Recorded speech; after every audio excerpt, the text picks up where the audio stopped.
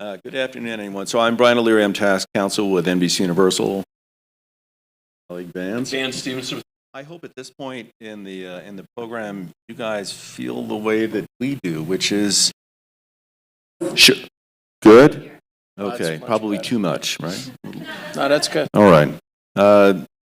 So we're hoping at this point in the program, you all feel the way that we do, which is Deadline made the right choice in New Mexico being the inaugural location for the hotspot conference. We appreciate that this industry and this state have a long-standing relationship, but you all have been here long enough that you may appreciate that this community, this state government, and this city government have a plan, and they've got a broad ambition to grow this industry. And by all objective measures, it looks like they're succeeding.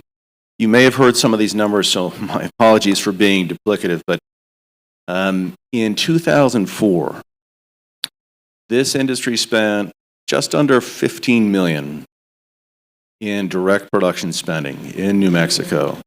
Under Governor Lou Jean Grisham's first year in office, this industry broke a record and spent over $525 million. My appreciation for that number is that's a big jump, but it also is probably not the last time under this governor's tenure that that record will be broken. So what Vance and I thought we would do, if of interest in this group, is just talk about New Mexico, its economic development programs, put it in context with what's happening in the U.S. and incentives and around the world, and just talk about it also as it relates to our industry in this incredible period of production growth. So with that, now we will go to the next slide. So it seems the right place for us to start is the beginning. So Vance, maybe you can just kick us off here. Well, to tell you, I work for the Motion Picture Association, and I do state government affairs, so we advocate in all 50 states on behalf of the major studios. We have advocates in Santa Fe to Maine to Hawaii. And my job actually changed in 2002 when we got a call from the Chicago Tribune wanting to know why, because Mayor Daley had asked the question, a movie called Chicago was done on a soundstage in Toronto. And it became national news, and I think everybody in this room knows it was all because Canada had one of the first production tax incentive programs, both at the provincial and at the federal level. And at the same time, back then, which is true today, they had an exchange rate which was 25%. I spent probably the first year and a half, 2 years, 2002 into 2004, not lobbying for production incentives, but basically providing information to governors and legislative leaders throughout the country because they were identifying, this is an economic development opportunity that they'd never seen before. And one of the first calls was from Governor Gary Johnson's office, and you all were off to the races. And just in terms of New Mexico coming forward, you all have one of the most stable, predictable, and now because of this past year, one of the most innovative production incentive programs globally. And you're doing it at a time when, we'll talk about this in a little while, the explosion in production, which everybody knows which is being driven by streaming.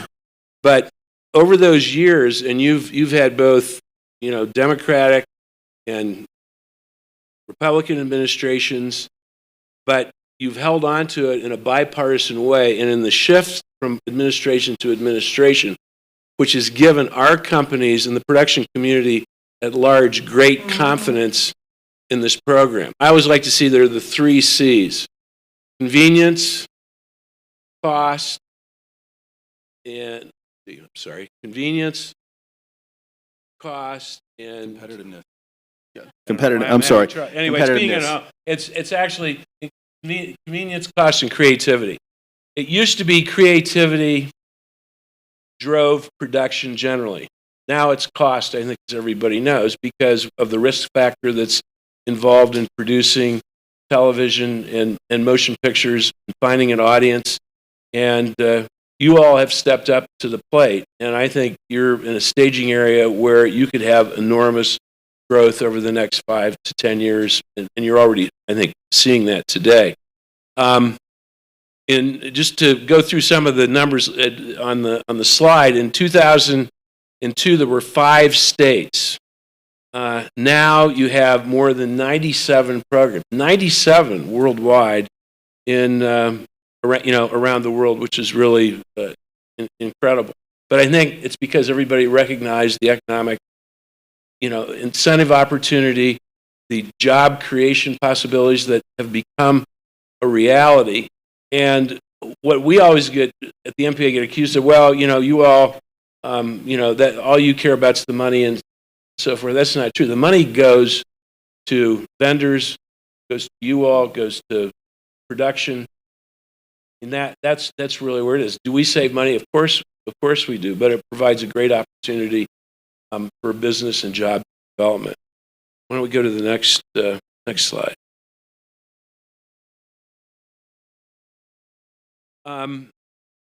Again, this is about what we're seeing around the country. There's a popular narrative that among the critics that the U.S. that we're abandoning incentives, and that's not really true. Over the last year, being led by New Mexico, based on your innovative program to partner and create a solid bricks and mortar production facilities here.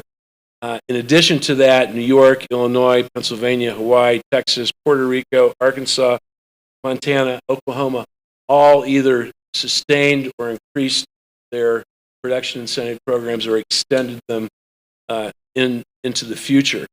And there are efforts now going on this year. There are 9 states that are involved in establishing or modifying their programs. And contrary to popular belief, it's not a race to the bottom. There's enough production to go around for everybody. And if all things were being equal, if we go back prior to 2002 and we were seeing this explosion, the major production hubs, New York, California, couldn't handle all this production. And that's another thing I think that's driving the diversity in the locations around the country. So Vance, your comment about just where things stand and relates to competition, both domestically and overseas. You hear this common refrain from critics, and the critics for this incentives in general, not just for this industry, but incentives as a general proposition, come from the extremes of the party, because it's either government shouldn't spend money at all, or government shouldn't spend money on the business community to create jobs. But one thing that we have acknowledged is just if you look across the field and what all of those jurisdictions that Vance had referred to on the last slide, there is the competition to outbid each other has long since passed. What you see now with governments, particularly in the U.S., is that they're recalibrating. They're making decisions on how to attract investment that sort of meet the priorities for those particular territories. And you can go around the country and sort of see what's happened. So Connecticut, for example, has decided that they've made the long-term bet on linear programming and digital media. New York is focused on infrastructure. You can't get an incentive in New York without using infrastructure. Georgia is focused on the uplift, right, on tourism. So they've got components in there. So you see that each one of these jurisdictions has sort of made their priorities based on what the sensibilities are of that particular jurisdiction. We'll get to New Mexico because what they've done is really 3 critical elements based on statewide priorities. But this race to the bottom doesn't exist here. Because governments have realized that pushing for a 45 or 50% incentive, the return is not there. You're only going to end up with buyer's remorse. And that's why the critics point to places like Michigan, which was extremely aggressive, and then there was a change in politics. And it led to a situation where the program sort of fell in under its own weight, and the industry moved on because the government didn't support it. That's not good for any of us. So what New Mexico has done is decided to compete on the merits. make some smart decisions on how they want to calibrate our investments based on terms that make sense for the state. So we'll get to that in the next few slides. But what are these programs really focused on? If we could go to the next slide, I think what Van said earlier, this is sort of intuitive to all of us, but just to see the numbers again is sort of compelling. So Vans had mentioned in 2002, when New Mexico launched its program, there were 182 scripted series. Last year, there were 532.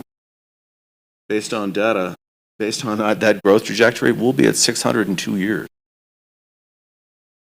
So those are, and that really speaks to the opportunity here. And what Van said about New York and California, there is enough opportunity for jurisdictions that want to invest and diversify their economies on the financial support of this industry to grow jobs.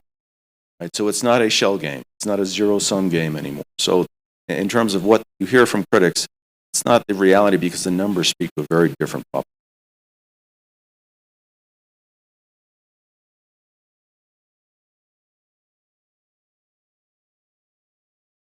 Yeah, again, this kind of shows the ascending curve that production is on right now, being driven obviously by online services, and the forecasts that we have done based initially on the foundation of FX research is that this growth will continue on for some time to come. I mean, we don't see it being abated at this point. There's huge demand. I think we're seeing that on every service that's being offered, from Netflix, which was really the foundation of online service, to now Disney Plus, having exponential growth over the past 3 months that they've been in operation. Go to the next slide. Again, this is just looking at the collective media and how much has been added because of online services. If you look at them both together, you're talking about $38 billion on producing original content, which is extraordinary when you think about it just from a few years ago. And obviously, it's not only the online services, you're still having competition from traditional broadcast as well as cable. There are a lot of channels, and there's still demand there, and there's still hours in the day that need to be filled up. Go to the next slide.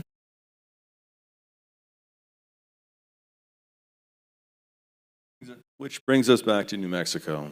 So in the context of everything that's happening globally with incentives and what's happening globally with our industry, what New Mexico did in this past legislative session is decided that they were going to create 2 tracks. So they keep an open door for projects that are one-off, one-over-one productions. That business is still welcome. But what they've also done, what the state has also done, is created a separate track for what they call New Mexico Production Partners. And this is where sort of the novelty of what this state has done is addressing what Vance had just talked about on those last handful of slides.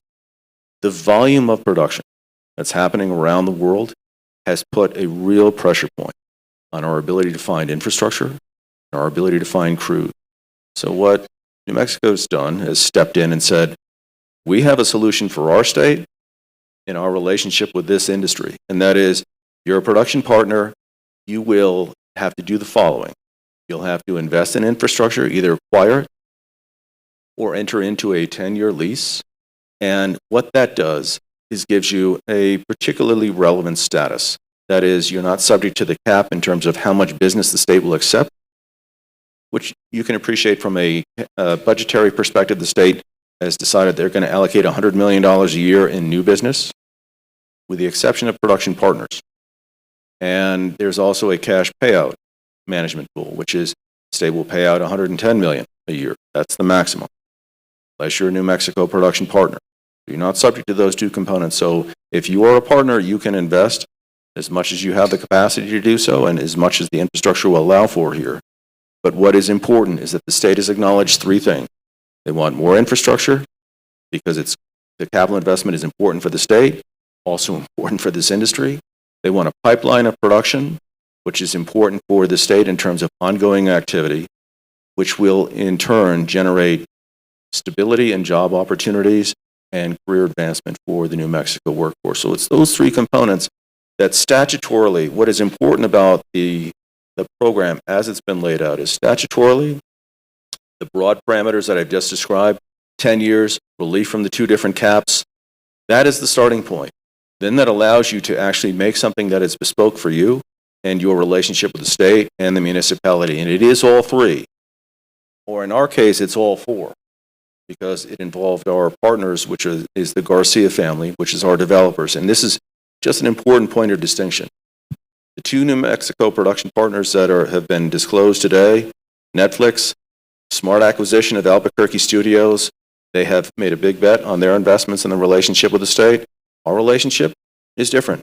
We found a local partner, and we took their space, which used to be dry goods storage, and converted that space into sound stages, two 18,000 square foot stages and 13,000 square feet of mill, and then additional office and office support space and room for our lighting and grip business. So those are the terms, and you appreciate those are two different investment models. But that's what this program has allowed for, is the state has made it to measure based on what the opportunity is and what makes sense from the state's point of view. And those are sort of the macro terms. When you sort of get into the detail, other things that the state has asked of its partners is investments in workforce development. We've created a shadowing program for aspiring producers. We've provided funding for the priority programs that the state has implemented for workforce development at the entry level, as well as essentially a program that would allow us to integrate our promotional asset with the state's tourism priorities. So those are the sort of things that, as you think about the relationship that could exist between your business and the state, it can be made to measure. I can't emphasize that enough. The broad parameters allow you to get in and not worry about whether you're bumping up against the cap. And then in return, the state will also provide, in our case, financial relief in our lease costs. On the Netflix side, and this is all publicly disclosed, they provide financial relief in terms of their upfront capital investments. So those parameters allow you to sort of look at this relationship in a different way than exists in a lot of other jurisdictions around the world. But what is interesting is that what has happened here, other places in the world are sort of taking notice and saying, this is an interesting model. How do we do that? Well, I would say it was a confluence of events that allowed this administration to do this. And it's hard to replicate, but you can see it's paid off exponentially so far. And just in terms of our economic commitments, so between NBC Universal and Netflix and our direct spending, it's about $1.5 billion. And if you look at the economic model, and what is important about the economic model is that you only get to the approval level is if there is a recommendation for acceptance based on a series of protocols that the state economists and the municipal economists would say is the right investment, the right return on investment for the state. So it's not automatic. There is a process, but it's a process that has to make sense for the state, the city, and then obviously the production that's invested. What is the biggest threat to this wonderful scenario you've described? What is required to keep it going long term? I mean, you've committed 10 years. So we have committed 10 years. And so the biggest threat, I would say, is that if it were any other place in the world, what Vans had talked about, Mike, is the unpredictability of the political process. And why we have the confidence to make these investments is that each governor has put their stamp on this program, and this governor has certainly made some pretty profound and smart decisions about this relationship. But one thing has remained the case. Through multiple party changes, it has been a stable program. And that sort of stability is so critical. So for us, it truly is, what we struggle with is, which of our projects are we going to fit into our stages? Because we have more production than we actually have space for. what is interesting about this program, and why what we have in our investments in New Mexico, what Netflix has in their investments in New Mexico, is that if we do have quiet period, the state and the city have built in the ability for us to sublease our space to other producers. So it's not exclusive to us. They always want to keep these facilities running. They always want to keep people employed. So if we're quiet, there's opportunities for others. So I think that the quiet periods would be a point of concern. There are some jurisdictions that would make you be exclusive, and that's not New Mexico. They want to keep people working. So those two things, stability from a political point of view, stability from a flexibility from our ability to sublease, those are important. So then it's a matter of our ability to deliver world-class, which we've been able to do in New Mexico. I think as an addition to that, and I kind of alluded to it earlier but didn't get specific, New Mexico has resisted national movements to try to undermine and get rid of tax incentives. And that's something that I get paid to worry about, and that we see. I mean, you all know that there are detractors of these. You know, it's a race to the bottom. Government shouldn't be subsidizing business. The money should be spent. It could be spent better in other places. I mean, the opposite is true in terms of what these programs have produced in terms of tax revenue, jobs, et cetera. But there are movements out there. There's a compact right now, and you can go up online and look at it. And it's I can't remember the website right away, but it's something get rid of taxincentives.com. And there's a compact of state legislators, both on the progressive side of the Democratic Party and the conservative side of the Republican Party, where they want states to band together to say, we're going to get rid of the credits, but we're not going to compete against each other anyway. Now, there's all kinds of constitutional problems with that kind of legislation, but it was introduced in 4 states last year, 15 this year. Don't think the legislation's going anywhere for a lot of reasons, but those are things we have to look out for. The Koch brothers, which many of you have heard of, very conservative, Koch brother now, have Americans for Prosperity. They have chapters that have been set up in a number of states to try to undermine and get rid of tax credits specifically. The only state they were able to have an effect was in Florida about a half a dozen years ago, but the politics were right there for them to do that. But there are things that we guard against. My suggestion to all of you is both between unions, vendors, and the business community that's in the production tax incentive businesses, stay together and stay unified when those kinds of threats evolve, and they can. You all have a history of resisting them, and that's why you have a vibrant industry today. Well, you guys unpacked a lot of stuff here, and we appreciate it. This was really, really smart stuff. Thank you very much. Thank you.